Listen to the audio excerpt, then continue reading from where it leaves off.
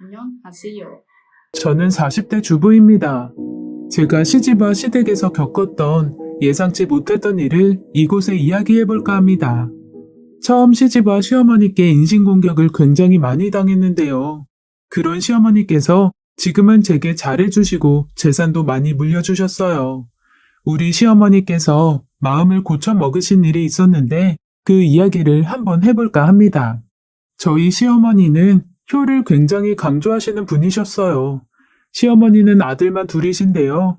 제가 큰아들과 결혼한 큰며느리이고 시동생도 결혼을 해서 중학생 아들을 키우며 살고 있어요. 시어머니는 자식들이 효도하며 사는 게 당연하다 여기시고 대놓고 바라시는 분이신데 이 때문에 아들 부부 내외를 좀 괴롭히시는 성향이 있으셨어요. 게다가 남을 좀 무시하는 성향까지 있으셔서 저에게 마음의 상처를 좀 많이 주셨어요. 저희 친정이 여유가 좀 없으세요. 아버지가 젊은 시절부터 열심히는 사셨는데 돈 버는 재주는 없으셨어요. 그리고 운도 좀 없으신 분입니다.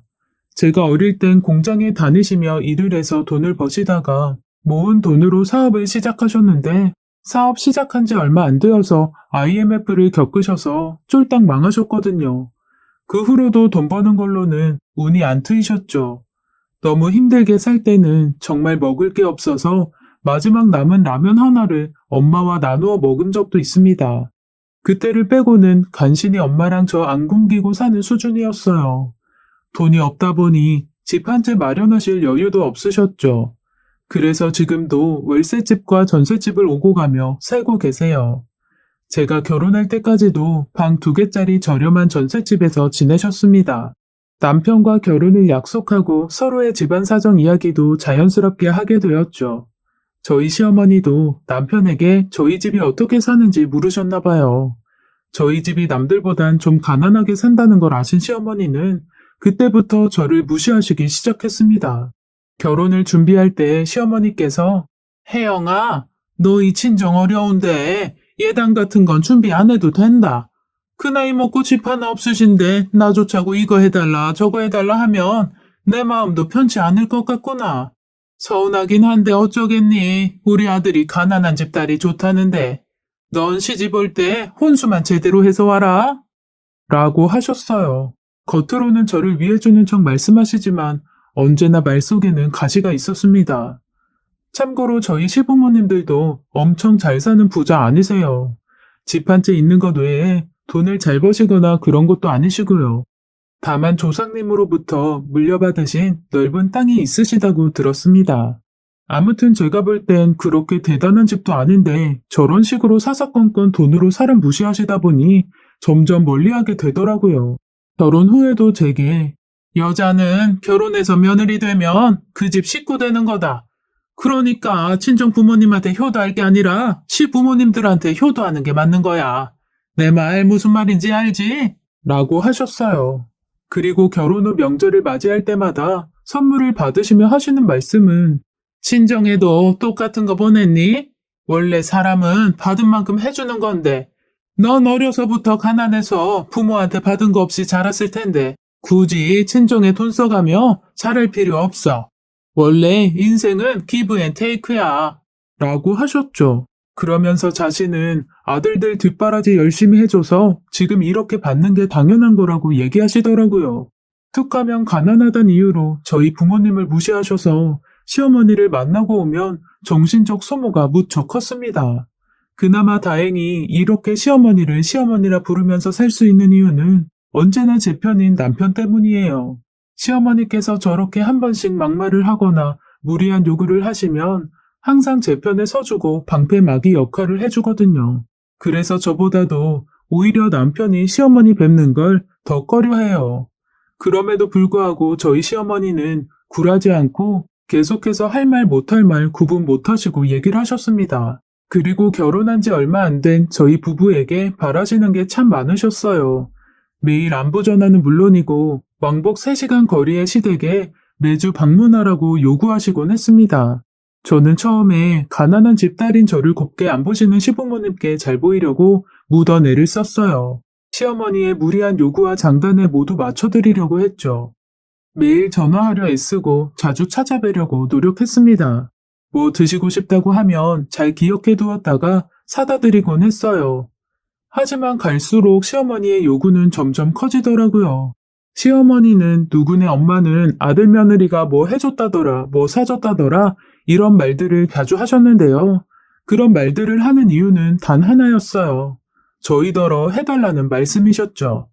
저희 부부도 처음엔 좋은 게 좋은 거다 생각하며 잘 해드리려 했지만 갈수록 너무나 당연스레 요구하시는 시어머니에게 점점 지쳐가더라고요. 솔직히 남들과 자꾸 비교하시는 바람에 신랑도 스트레스를 많이 받곤 했거든요. 제가 아기를 좀 늦게 낳았는데요. 아기 낳고 100일도 안 된 아이가 보고 싶으시다는 시부모님 말에 3시간의 거리를 차를 타고 방문한 적도 있어요. 그때 아이도 저도 너무 무리했는지 감기에 걸렸고 한동안 고생을 했는데 감기 걸렸다는 말에 시어머니는 제게 애를 어떻게 보길래 벌써 감기에 걸리게 했냐고 오히려 제 탓을 하셨어요. 남편이 그게 왜 제 탓이냐고 먼 길 오고 가느라 힘들어서 면역이 떨어져서 그런 건데 며느리 탓한다며 시어머니를 나무랐습니다. 시어머니도 남편이 제 편을 들며 역성을 내니 본인도 기분이 상하셨는지 그거 뭐 얼마나 먼 길 왔다고 생색이냐며 소리치셨어요. 아무튼 그날 이후로 남편은 서서히 시어머니께 거리를 두려고 했던 것 같아요. 뭐 이 일 때문만은 아니고 여러모로 사람을 참 피곤하게 하시는 분이었기에 남편도 거기에 질린 것 같더라고요. 결혼 생활이 20년이 넘다 보니 또 여러 가지 일들이 있었는데요. 그 중에 몇 가지만 얘기해 볼게요. 저희가 아기 돌잔치를 치른 후에 도련님이 결혼할 여자를 데리고 왔습니다. 시어머니께 익히 들어 알고 있었지만 도련님의 여자친구네 집은 중산층 정도는 되는 모양이더라고요. 그렇다 보니 시어머니는 도련님의 여자친구는 어려워하고 말도 조심히 하시더라고요. 이제부터는 편의상 도련님의 여자친구를 동서라고 말할게요. 동서가 결혼하면서 예단을 잘해오니 시어머니는 저와 비교하시며 역시 사람은 잊고 봐야 돼. 곳간에서 인심난다고 효도도 잘 사는 자식이 잘하는 법이다. 라고 하시더라고요. 동서는 같은 여자가 봐도 딱 여우 같은 스타일이었어요. 계산이 빠르고 눈치도 빠른 사람이었죠. 명절에 몸으로 때우는 저와는 달리 돈봉투를 내밀며 시어머니를 웃게 만드는 고수였습니다. 돈 좋아하시는 시어머니는 당연히 동서를 더 예뻐하셨어요. 사실 동서를 예뻐하셔도 전 하나도 부럽지 않았습니다. 그냥 시어머니와 얽히는 것 자체가 부담스러웠거든요.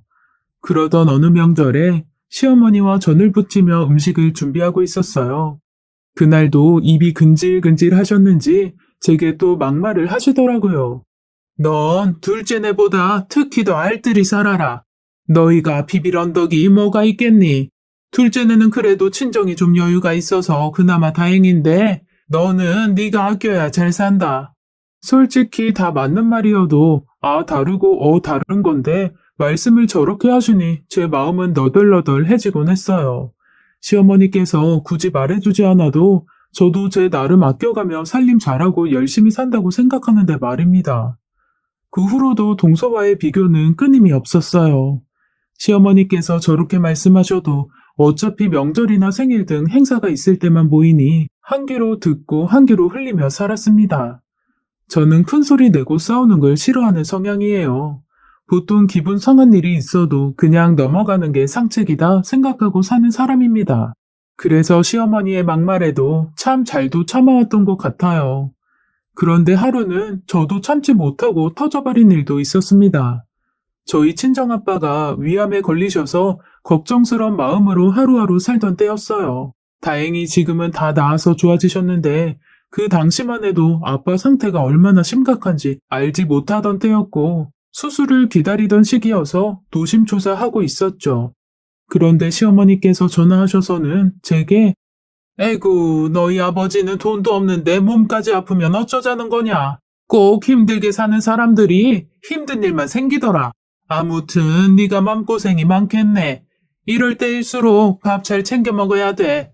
너 입맛 없다고 우리 아들까지 굶기면 절대 안 된다. 그나저나 우리 아들이 벌어온 돈 다 그 집 병원비로 들어가게 생겼네. 에휴. 라고 하시고는 본인 할 말만 하시고 끊으셨어요. 이걸 위로라고 하시는 건지 불난 집에 부채질을 하시는 건지 너무 화가 나더라고요. 이날 처음으로 시어머니께 화를 냈습니다. 제가 할 말을 종이에 정리해서 적은 다음 시어머니께 다시 전화를 걸었어요. 그리고 종이를 보고 제 화난 마음을 가득 담아 읽었네요. 어머님, 저희 아버지 아프신 거랑 돈 없으신 게 무슨 상관이에요? 어머님은 돈이 얼마나 많으시길래 매번 저희 집 그렇게 무시하세요? 저 위안답시고 말씀하시면서 저희 집 뒤로 돌려가는 거 제가 모를 줄 아셨어요? 제가 그동안 어머님 하시는 말에 얼마나 상처를 많이 받고 살았는 줄 아세요? 저희 부모님이 어렵게 사시는 건 맞지만 그래도 인성은 훌륭하신 분들이세요. 자식 걱정할까봐 위암도 위험이라고 속이실 만큼 자식 생각해 주시는 분들이라고요. 그런데 어머님은 저희 볼 때마다 돈 얘기에 남이랑 비교나 하시고 도대체 언제까지 그렇게 어른답지 못하게 사실 건데요. 뭐? 얘, 너 미쳤니? 이게 어디 시애미한테 제 얘기 끝까지 들으세요. 아직 다 못 읽었어요. 아무튼 자식한테 잘해야 자식도 부모한테 잘하는 거예요. 그리고 지금 어머님 건강하시다고 병든 우리 아빠 민폐인 것처럼 말씀하시는데 사람 일 어찌 될지 아무도 모르는 거예요. 인덕을 쌓아야 복 받는다고 하는데 어머님은 인덕이 너무나 부족하시네요. 이렇게 사시는데 자식들이 효도하길 바라세요? 제발 어머님 그 못된 입 좀 그냥 쉬게 좀 놔두세요. 하고는 전화를 끊었습니다. 시어머니는 제 말을 듣는 내내 여러 욕을 마구마구 날리셨지만 저는 그저 열심히 제가 쓴 글들을 읊조려 주었네요. 그 후로 계속 연락이 왔지만 저는 시어머니 전화를 그냥 끊어버렸어요. 핸드폰을 꺼놓는 것보다 그렇게 전화 오실 때마다 꺼버리는 게 왠지 더 통쾌하더라고요. 제가 전화를 받지 않자 시어머니는 남편에게 전화를 했고 남편에게 제 욕을 엄청 하신 것 같았어요. 그리고 사실과 조금 다르게 남편에게 이야기를 전달하신 것 같았습니다.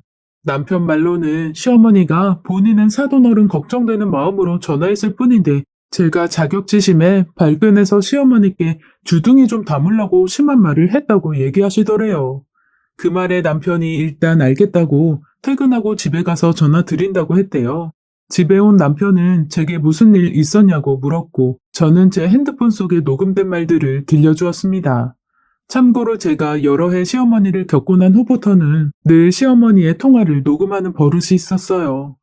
저에게 막말하실 때면 녹음해서 가끔 남편에게 들려주기도 하고 그랬죠. 뭐 아무튼 남편은 핸드폰 속 녹음된 말들을 듣더니 혼자서 빵 터져서는 막 웃더라고요. 이거 뭐 보고 읽은 거야? 응, 왜? 티 났어? 결혼 생활 5년 동안 시어머니 말들을 그동안 참아왔던 걸 알았던 남편은 저의 반격에 오히려 잘했다고 칭찬을 해주더라고요. 앞으로도 듣고 가만히 있지 말고 그냥 할 말 하라고요. 그 후로는 시어머니의 모진 말을 그냥 듣고만 있는 보릿자루처럼 살지 않았네요. 한 번이 어렵지 다음부터는 말대답도 쉽더라고요. 진작 표현 좀 하고 살 걸 후회했어요. 신랑도 이런 시어머니의 가시돋친 성격을 알고 있기에 시어머니를 기피하는 경향이 있었어요. 그래도 명절, 제사, 생신 같은 큰 행사는 단 한 번도 안 빼먹고 챙겼습니다. 적어도 자식으로서 도리는 하고 살아야 한다고 생각했으니까요. 시댁 방문할 때마다 단 한 번도 빈손으로 들어간 적 없었고 시어머니가 뭐가 몸에 좋다더라 하면 사다 드리고 건강식품도 자주 챙겨드렸어요. 시어머니의 환갑이 다가올 무렵엔 누구는 여행을 보내줬다더라 하시며 미국 관광 다녀온 시어머니 친구분의 이야기를 입이 마르고 닳도록 하셨죠. 저희 형편에 사실 미국 여행 보내드리는 건 어려워서 동남아 여행으로 대신 보내드리기도 했습니다. 시간이 지나면서 시어머니는 동서가 편해지셨는지 동서에게도 이것저것 요구하기 시작하셨죠.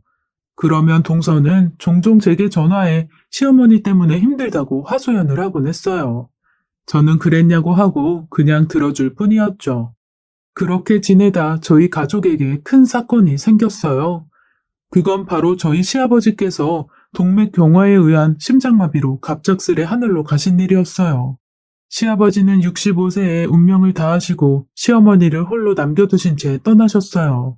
시아버지께서 돌아가시면서 시어머니는 큰 상실감에 빠져 무척 힘들어 하셨습니다. 그래서 그런지 시어머니께서 고혈압과 당뇨를 앓고 계셨는데 수치가 많이 안 좋아지셨어요. 그래서 자식들에게 더 의지하려고 하셨습니다.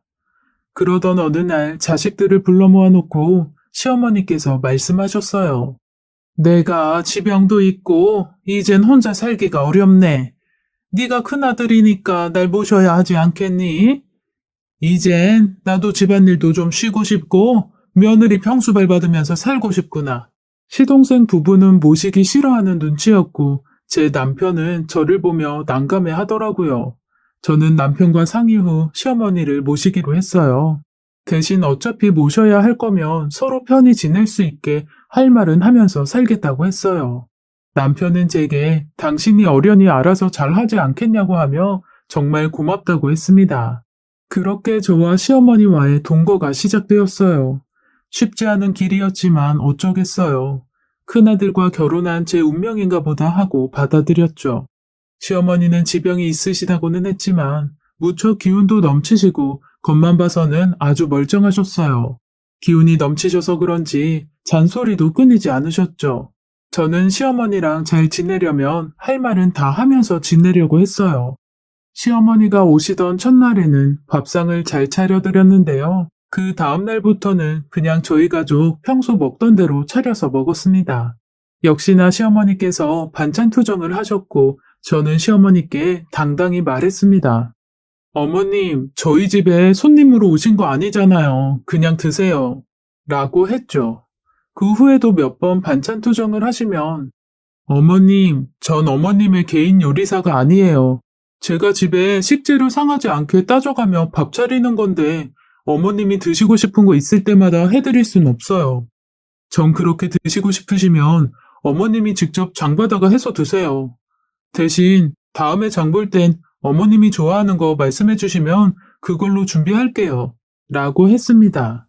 그리고 집안일도 온전히 저 혼자 하지 않고 어머님께 분담해 드렸습니다. 제가 화장실 청소하는 날엔 어머님께 설거지를 부탁드렸어요. 물론 불평불만 가득하신 얼굴로 설거지를 해주시긴 했지만 그래도 저희 가족 다 같이 잘 지낸다고 생각했습니다. 그런데 시어머니 마음은 또 그게 아니었나 봐요. 동서에게 전화를 해서는 제 흉을 보신다는 사실을 동서를 통해 은연중에 알게 되었습니다. 원래 남 흉보기를 좋아하는 시어머니라서 예상은 했는데 그래도 사실을 확인하니 기분이 상했죠. 저는 대놓고 시어머니께 어머님, 저희 집에서 지내시는 게 많이 불편하세요? 어머님이랑 하루 이틀 살고 말 것도 아닌데 제가 어떻게 어머님을 손님 대하듯이 매번 챙겨드릴 수가 있겠어요. 어머님도 저희 집에 하루라도 빨리 적응하시는 게 좋지 않을까요? 그리고 어머님이 어떻게 생각하시는지 모르겠지만 제 딴에는 많이 노력하고 있는 거예요. 그러니까 어머님도 좀 더 너그러이 봐주시면 좋겠어요. 그렇게 할 말 하면서 살던 어느 날 1년의 시간이 흘렀을 무렵 시어머니께서 짐을 싸서 동서내로 가셨어요. 시아버지 살아생전에 시할아버지로부터 물려받은 땅이 있는데 동서 앞에서 땅 이야기를 하며 그게 시세가 얼마나 한다는 둥 얘기를 했나 봐요. 그리고 덧붙여 나 죽으면 모든 재산은 나 잘 모시는 자식한테 주고 갈 거라고 하셨대요. 그 말에 동서가 시어머니를 동서내로 모시겠다고 했나 봐요. 시어머니는 동서 말에 옳다구나 하고 얼른 짐을 싸서 나가신 거였죠. 저와 남편은 너무 황당했는데 뭐 동서가 모신다니까 그냥 그러려니 했어요. 시어머니는 동서내로 간 이후 며칠간 제게 매일 전화를 해서는 동선에서 대접받는 자랑을 하셨습니다. 큰애야, 여기서는 내가 아주 대접을 잘 받고 지낸다. 어제는 작은애가 내가 좋아하는 소갈비찜을 해줬지 뭐니. 이게 얼마 만에 먹어보는 고기인지 너무 맛있어서 잔뜩 먹었더니 오늘은 한 끼도 안 먹어도 살겠구나. 그러니까 내 걱정은 하지 말라고 전화했다. 동서가 잘해준다니 다행이네요. 그런데 어머님 당뇨 관리하시면서 적당히 드세요. 아무튼 어머님 잘 지내시니까 저도 마음이 놓여요. 그렇게 매일같이 대접받으시면서 사시니까 좋으시겠어요. 동서 칭찬하는 시어머니의 속내를 제가 왜 모르겠어요. 동서를 칭찬하며 제가 그동안 못해줬다는 얘기를 하시는 거였죠. 그렇게 전화를 끊기를 여러 번 했는데 어느 순간부터는 시어머니의 전화가 뜸해졌습니다. 오히려 동서에게서 전화가 자주 왔죠. 내용인즉슨 힘들어 죽겠다는 이야기였네요. 형님네 계실 때도 시어머니 저러셨어요? 노인네가 늙어서 먹고 싶은 게 왜 이렇게 많은지 모르겠어요. 어제는 해물찜, 오늘은 갈비찜, 내일은 삼계탕. 아주 돌아가면서 밥상 차리느라 허리가 휜다니까요. 동서가 정말 대단하네. 나는 그렇게 매일 차려드리면 내가 오래 못 버틸 것 같아서 그냥 우리 먹던 대로 차려드렸었어. 그래서 어머님 우리 집에 계시는 거 싫어하셨나 봐. 그래도 동서가 그렇게 잘해준다니 정말 고맙네. 앞으로도 부탁해. 그렇게 한참 동서의 하소연을 들어주고 전화를 끊었어요. 그 후로도 동서는 자주 전화를 해 하소연을 하곤 했습니다. 그런데 어느 날부터는 시어머니로부터도 전화가 오기 시작했어요.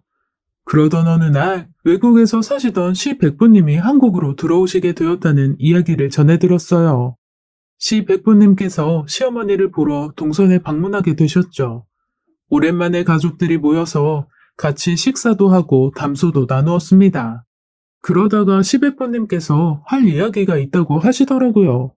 시 할아버지께서 물려주신 땅을 처분하려고 한다고 하시면서 시 부모님이 지내시던 집에 집을 빼달라고 하셨어요. 그 말에 동서와 서방님은 어리둥절한 표정으로 시 백부님 말씀을 듣고 있었어요. 알고 보니 그 땅의 주인은 시어머니가 아니라 바로 시 백부님이셨고 시할아버지가 애초에 땅을 물려준 사람은 시아버지가 아닌 시 백부님이셨던 거죠. 그런데 시어머니는 자식들이 자신을 모시게 하려고 일부러 땅과 집이 어머님 재산인 것처럼 속이신 거였어요. 그 속임수에 동서네가 넘어간 거였죠.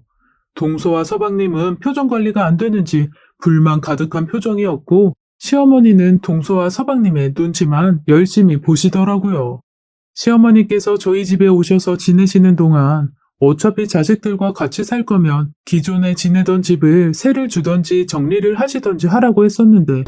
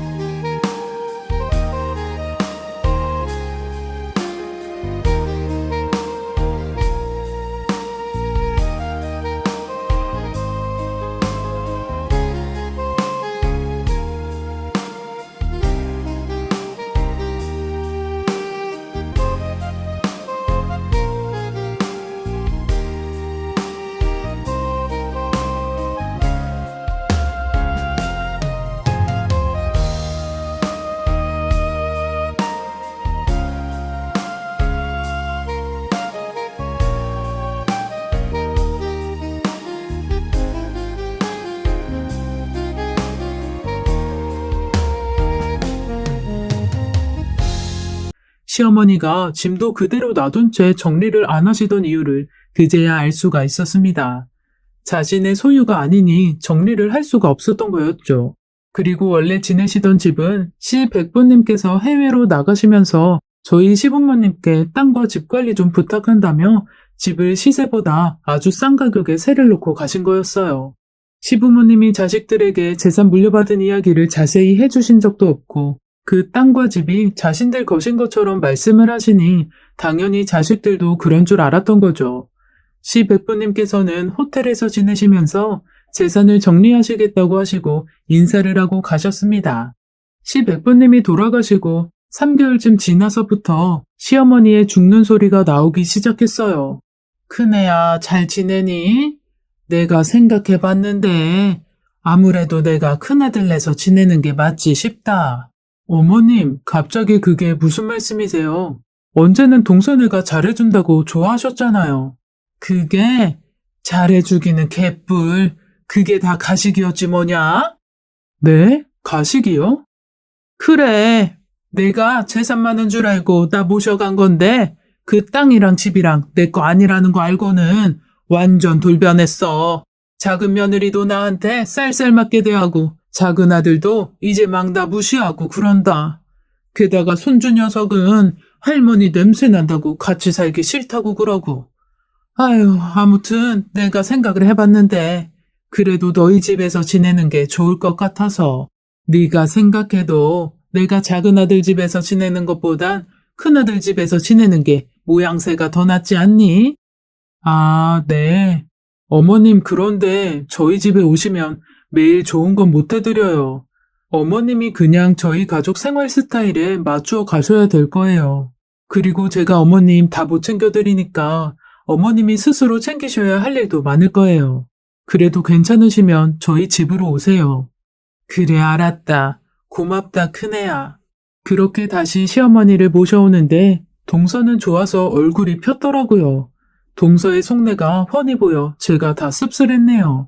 아무튼 그렇게 시어머니와의 동거가 시작되었고 저는 제 스스로가 불편하지 않을 만큼만 어머님을 대해드렸습니다. 가끔은 말다툼도 하고 서로에게 잔소리도 해가며 그렇게 서로 맞추어가며 살았어요. 제 아들은 할머니와 말동무도 해주고 가끔씩 바디로션 같은 선물도 사다 주고 하더라고요. 아들 녀석이 정이 많아서 그런지 할머니랑 곧잘 지냈습니다.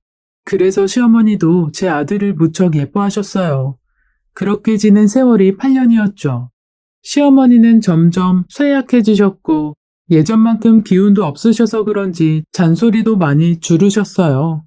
그러던 어느 날 잠깐 외출을 하고 집에 돌아왔는데 시어머니께서 거실 바닥에 쓰러져 계신 겁니다. 저는 너무 놀라 구급차를 불러 병원으로 갔어요.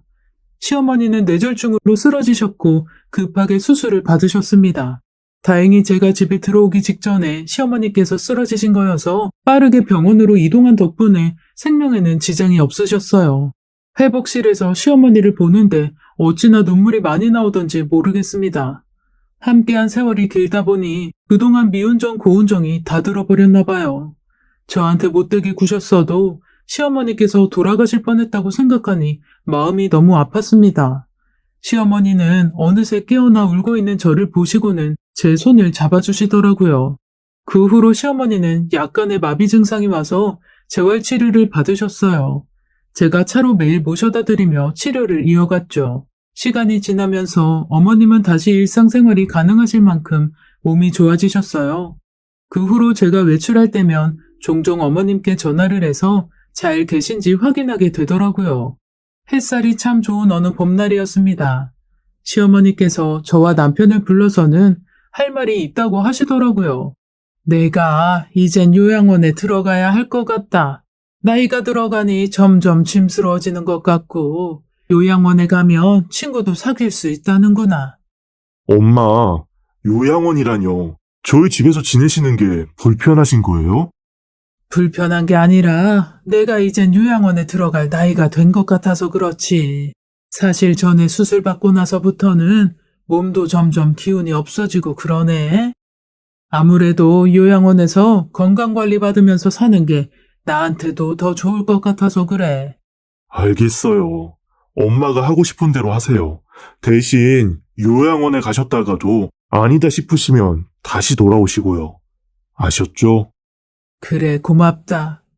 시어머니는 요양원에 들어가기로 마음을 먹으신 것 같아 저와 남편은 요양원 비용을 고민하기 시작했어요. 남편이 300만 원 남짓 벌어오는 돈에서 요양원 비용이 대략 100만 원 정도 들어가니 저희는 빠듯하게 생활을 해야 했죠.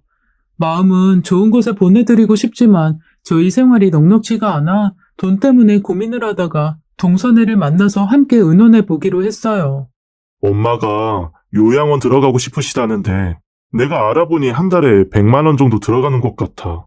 이것도 그나마 저렴한 곳 알아본 거고. 내가 사정에 여유가 있으면 혼자서 부담하겠는데 아무래도 비용이 좀 부담스럽네. 그래서 반씩 나누어서 내는 게 어떨까 해. 형, 이제 와서 요양원 비용을 대달라니? 돈 얘기가 나와서 하는 말인데 솔직히 형 다 알고 있었던 거 아니야? 알긴 뭘 알아? 그 땅이랑 집 엄마 거 아니라는 거 이미 다 알고 있었던 거 아니냐고. 다 알고 있으면서 일부러 내가 엄마 모셔가는 거 보면서 속으로 나 비웃고 있었던 거잖아. 너 자꾸 말도 안 되는 소리 할래? 지금 엄마 요양원 얘기하는데 그 얘기가 여기서 왜 나와? 그러는 넌 엄마 모시고 간 이유가 재산 때문이었냐?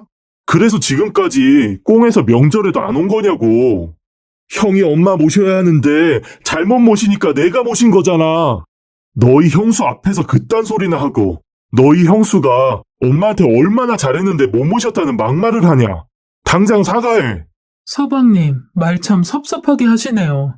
어머님 동선에서 1년 겨우 사시다가 저희 집에서 10년을 같이 사셨는데 못 모셨다니요. 오히려 동선에서 잘 모셨으면 1년만 사시다가 나왔겠어요?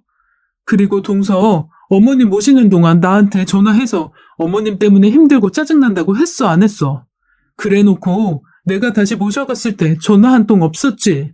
그건 어머님이 제멋대로 짐 싸서 나가신 거잖아요. 그게 지금 제 탓이라는 거예요? 너 지금 요양원 비용 내기 싫어서 이러는 거냐? 그런 거면 그냥 돈 내기 싫다고 말을 해. 왜 엄한 재산 얘기에 너희 형수 노고까지 무시해가면서 형제간에 싸움 붙이려고 하냐? 여보 일어나. 가자. 서방님 정말 너무하시네요. 서방님 낳아주고 길러주신 분이세요. 저희도 서방님네 도움 필요 없으니까 서방님네 어머님 돈 문제로 앞으로 연락할 일 없을 거예요. 동서도 그러는 거 아니야 정말. 그렇게 어머님 요양원 보내드리려다가 형제지간 동서지간에 싸움만 하고는 우울한 마음으로 집으로 돌아왔습니다. 참 다행인 것은 그날 시어머님은 집에 계시라고 하고 저희끼리만 모인 일이었죠. 저는 남편에게 그냥 우리끼리 요양원 보내드리는 걸로 하자고 이야기하고 어머님이 요양원 들어가시는 대로 제가 아르바이트를 구해보겠다고 했어요. 남편은 제게 미안해하고 고마워했죠. 그런데 그때 저희 시어머니께서 저희 방문을 열고 들어오시더니 지금 무슨 얘기를 하는 거냐고 하시더라고요. 저희가 요양원 비용 마련하는 계획을 세우는 이야기에 시어머니는 저희에게 급히 뭘 가져와 내미셨어요. 그건 다름 아닌 세월의 흔적이 묻어있는 통장이었습니다. 돈을 왜 너희들이 구하니? 10년이나 나를 모시고 살았는데 요양원 비용은 내가 마련해야지. 그리고 사실 나 돈 한 푼 없는 노인네 아니다. 이 통장 너희 시할아버지한테 물려받은 재산에 우리 부부가 그동안 아끼고 모아서 쌓아놓은 재산이야. 내가 눈구렁이처럼 땅 물려받은 것처럼 허세 부려서 자식들이 나 모시게 하려고 했던 건데 어쩌다 보니 아주버님이 땅 팔러 한국 들어오시는 바람에 다 들통난 거지 뭐니? 그때만 생각하면 지금도 얼굴이 화끈하다. 뭐 그 덕분에 누가 진짜 착한 자식인지는 알겠더구나. 이제 이 돈으로 내 요양원 비용 내고 남은 돈은 너희들이 가져가라. 내가 살면 얼마나 살겠니? 인생사 다 공수래 공수거다. 그동안 내가 너희한테 한 맺히게 한 게 있거든. 모두 다 잊어주렴. 어머님은 그렇게 통장과 도장을 저희에게 주시고는 방으로 돌아가셨어요. 남편과 저는 통장의 액수를 보고 너무 깜짝 놀랐습니다. 그 땅과 집 재산만큼은 아니었지만 그래도 무척 많은 돈들이 들어있었어요. 안녕하세요.